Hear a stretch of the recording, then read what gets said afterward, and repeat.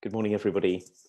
It's Sunday morning here in London, and Lizzie and I, Justin, are here for the 77th week of our Third Space Turning Towards Life project. So we welcome all of you who have been with us for so many weeks before, and all of you who are joining us for the first time. We are very, very pleased indeed to have you with us. And for those of you who don't know, and as a reminder for those of you who do, this is has been an ongoing practice on our part, an attempt to do a deep dive every week into something big and life-giving, an ongoing inquiry together, which is born very much out of the kind of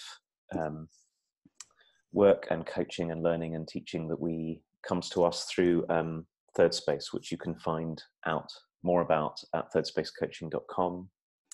But right now, most important, here we are with another source to dive into and talk about. Hello, everybody. I'm just having a moment of realizing just how kind of normal this is becoming, just to be doing this. And yeah, it just feels part of things now. And I'm really grateful for that. And I think I've said this probably lots of times, but just to have a something in a week, every week, that is a non-negotiable, we're going to talk about something meaningful, is such a gift. So I'm really grateful. And this source today is one of the ones that I've chosen. And for me, this is just this big reminder of what is most compelling and fulfilling if I remember to let this infuse my life. And I chose this because in the UK at the moment, everything is just filled with politics, and I'm completely consumed by it in all kinds of ridiculous ways.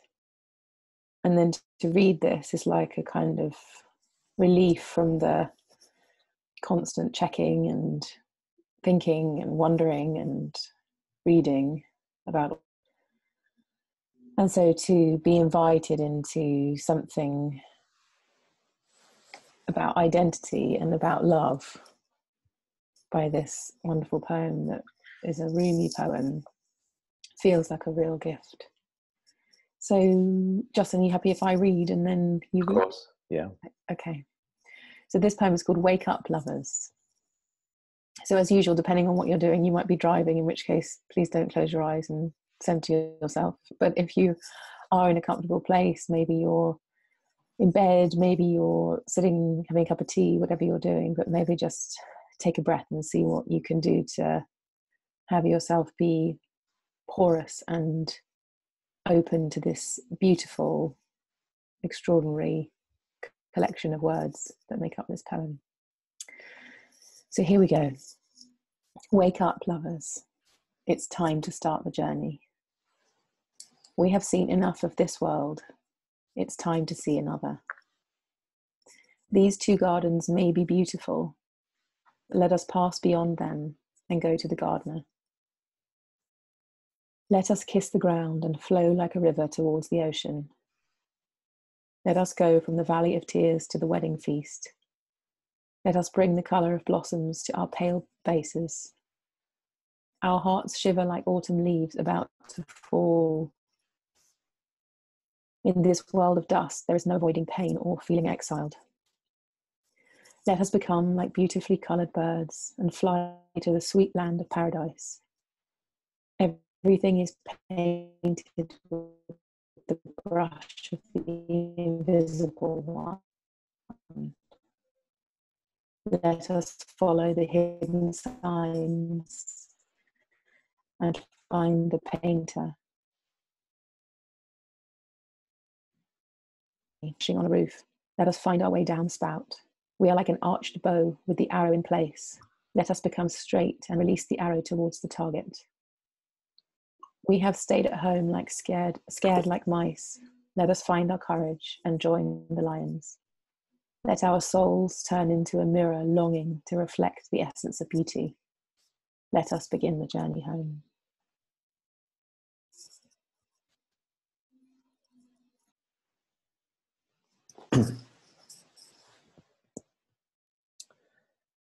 So this is Wake Up Lovers by Rumi.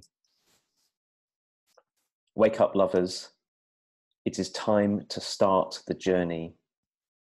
We have seen enough of this world. It is time to see another. These two gardens may be beautiful, but let us pass beyond them and go to the gardener. Let us kiss the ground and flow like a river towards the ocean. Let us go from the valley of tears to the wedding feast. Let us bring the colour of blossoms to our pale faces. Our hearts shiver like autumn leaves about to fall. In this world of dust, there is no avoiding pain or feeling exiled. Let us become like beautifully coloured birds and fly to the sweet land of paradise. Everything is painted with the brush of the invisible one. Let us follow the hidden signs and find the painter. It is best to travel with companions on this perilous journey. Only love can lead the way. We are like rain splashing on a roof. Let us find our way down the spout. We are like an arched bow with the arrow in place. Let us become straight and release the arrow towards the target. We have stayed at home scared like mice. Let us find our courage and join the lions.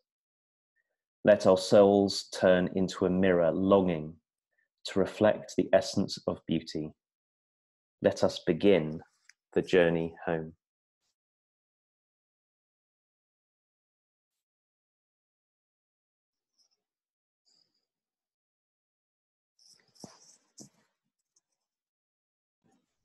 My computer's doing a worry thing, so I was trying to save everybody from the worry noise. Oh yes, you are getting interrupted every now and again, Lizzie, so we'll just have to stay with you through the interruptions. Yeah, it's so lovely to have that read, Justin, to me, and just to feel the kind of just the really gentle series of invitations in it, and all of my imagination gets kind of switched up, and I feel like the big invitation at the beginning in the "we have seen enough of this world, it's time to see another" feels like such a faithful statement of the fact that what our reality is, what we feel is the edge of who we are, is not a given. Like, that's not the end. Like, what things are like now, who I believe myself to be now, isn't the whole story. And so that's how I feel from that sentence. It's like, oh, so there's more, or something else that I'm not aware of, that I'm being asked to inquire into. And then as it moves into the part about these two gardens, there's a way that we're being asked to go even kind of beyond relationship, beyond who we know each other to be, and inquire into, well, what made us? Who are we? Who is everyone? And to me, that kind of opens a door to something other than my habitual sense of myself, sense of someone else, sense of what my life is for, what's going on here is kind of messed with a bit, so that I can wriggle into a different inquiry than just this what's normal to me. So I find it really kind of arresting and confusing, and not knowing what to do with it in lots of ways. But I think I've learned not to think that I have to know what to do with it, or that there's an answer or something, but just let it work me to read this and to feel this and to let it soften me. It's just very beautiful to me. I'm very taken by your invitation that we should wriggle our way into another inquiry. Well, there's all kinds of things to say about that. One is, I too, one of the ways I'm touched by this poem is by the reminder that whatever I've taken to be the sum of my life or my situation or my existence or of myself or of another is always only the tiniest part of a much, much bigger whole. And I mean whole with a W, not the whole with an H. And I think often when we get really grasping or despairing or sort of forthright, but in a very narrow, I have to have things be this way now kind of way, it's because we've lost contact with that. And you could start in all kinds of places with this sense of, and Rumi gives us language for it, of course. But even just, I'm one of many. There's millennia of history behind me. There's who knows what in front of me, and also the world that we're in is way, way bigger than the one that I know, and all of that can help us so much in, I think, taking up a place where we're less constrained, but also more, what's the word I'm searching for? Well, I suppose, Lizzie, it's more able to be present and welcoming of and participative in.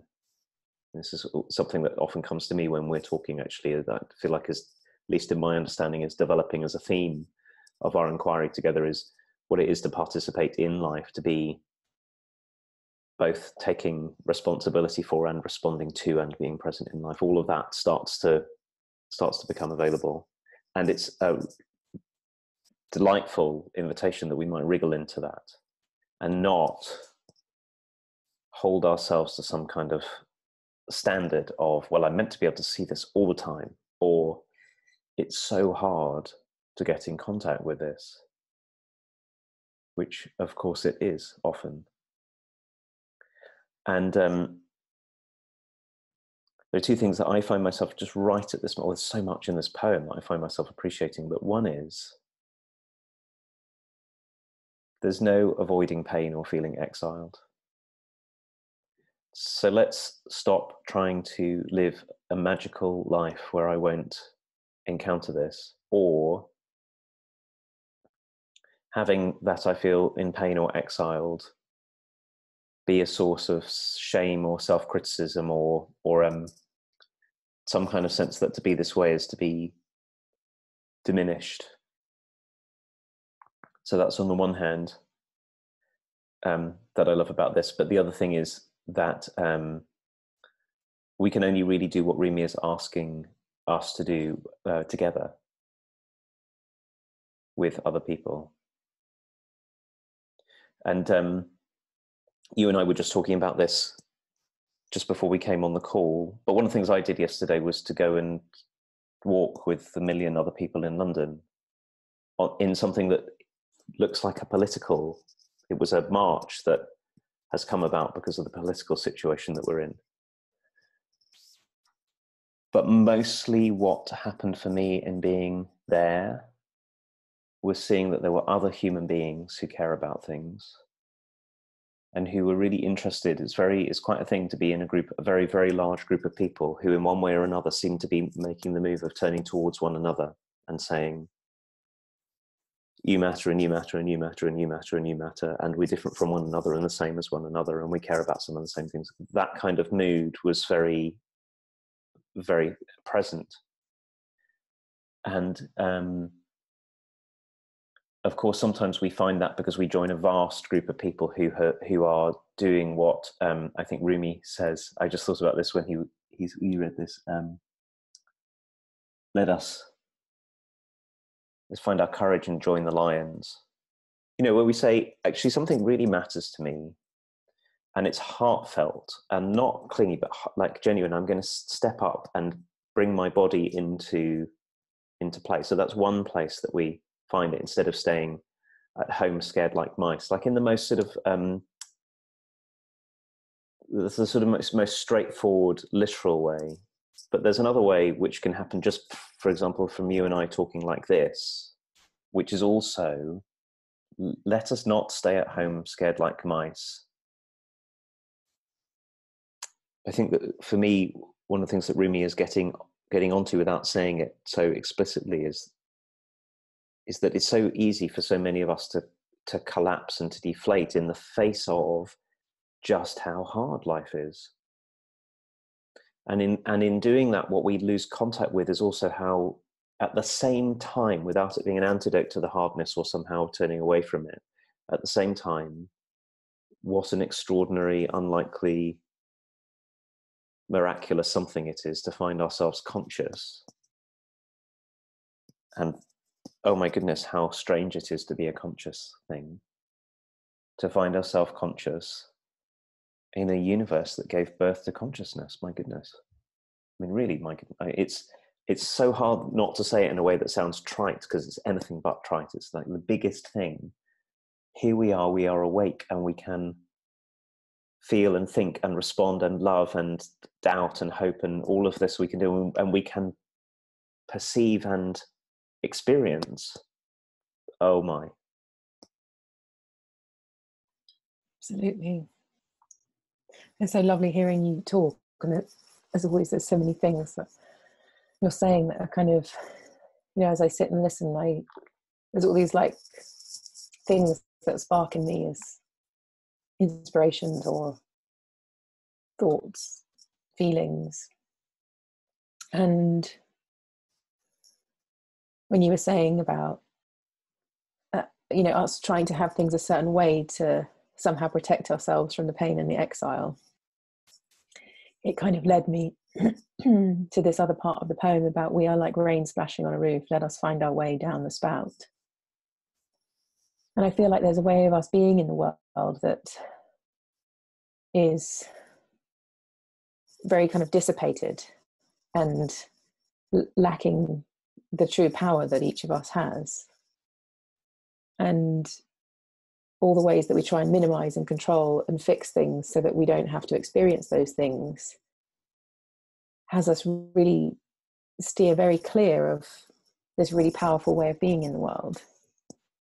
I feel like that line is really showing me this way that, you know, even thinking about rain splashing somewhere, and the way that it makes me feel to imagine drops of rain dropping on a roof versus what it's like for a kind of torrent of rain to come down a spout and powerfully come together to create some kind of movement or momentum.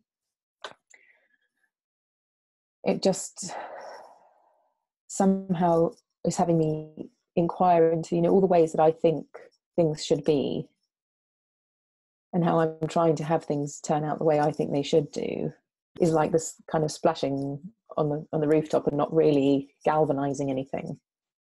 But then there's this other kind of power or momentum, or I think the right word is power for me, that is not of my small ideas and my small kind of engineering works, but it's much more mysterious than that, and that has life be experienced in a whole different way. And so all the ways that I try and control and have things be the way that I want them to turn out, it's just really clearer and clearer and clearer that there's something else going on here than just my plan or something, or anyone else's plan even. And so I just really make that reminder that we can relax, that there is a natural something happening, that I'm not of course, there's really powerful things that can happen when we all come together and create coordinated action, of course. But it feels like to rely on that and to think that that's the only thing going on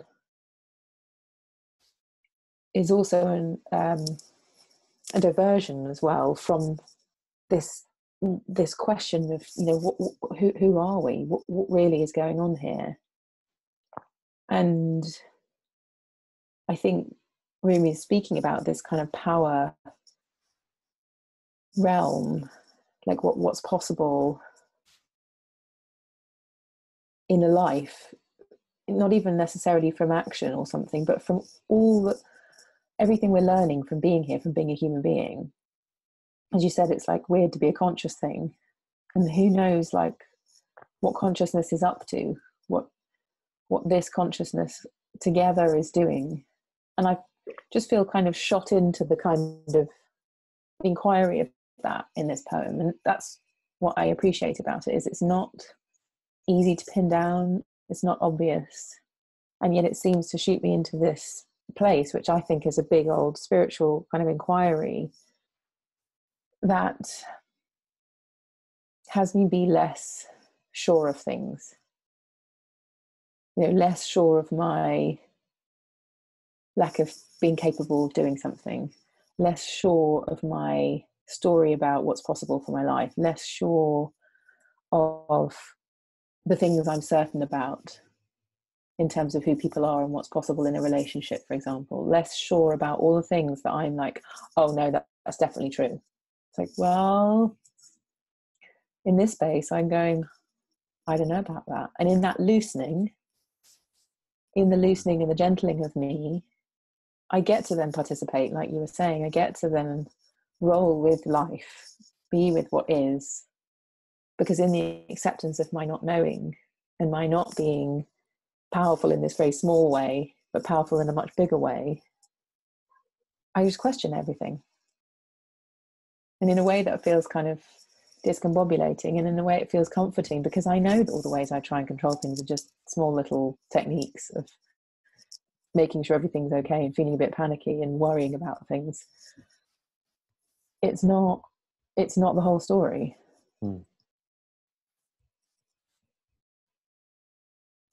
There's a way in which that you're talking that I think is, of course, closely mirrored by or inspired by Rumi's stand here, which, and you said something very explicit a minute ago that I appreciated very much, and I'm going to see if I can develop it in a way that links back to a number of conversations we've had on turning towards life, which is something to do with the apparent polarity between collapsing with despair in a world that I can't control, on the one hand, and on the other side, trying to bypass the world. Maybe these are versions of the same thing, but trying to bypass the world as if, because I can see that there's so much more to the world than my immediate existence, I ought to sort of tune out of what's here, which is the great. I think one of the problems with the word spirituality, there's a really big problem with it, is that it suggests no body.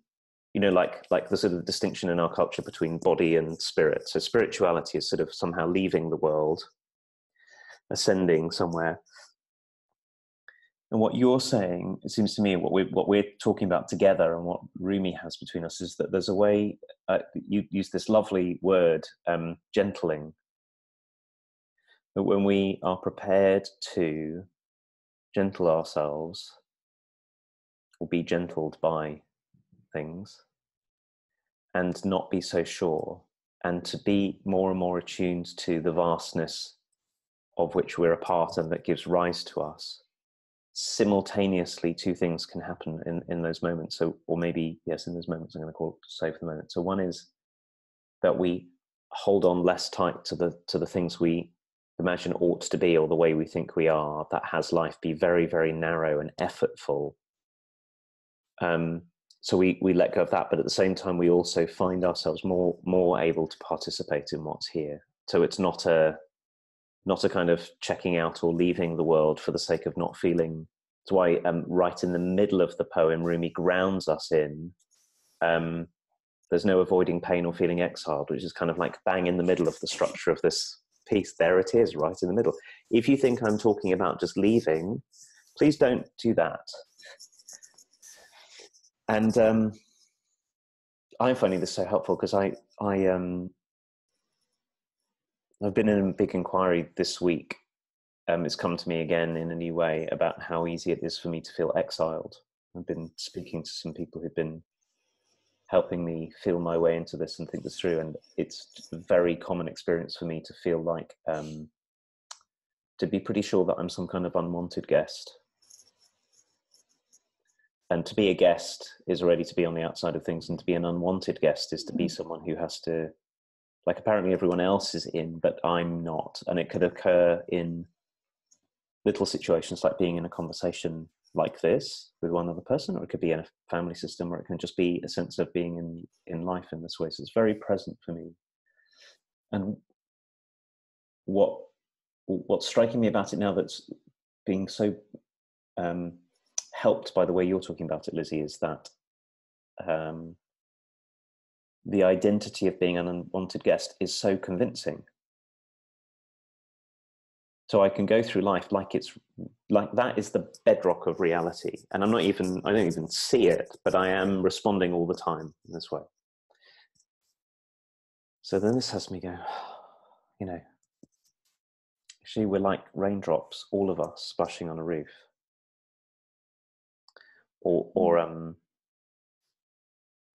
I finding this line very inviting, and I don't know exactly why. We're like an arched bow with the arrow in place, all of us.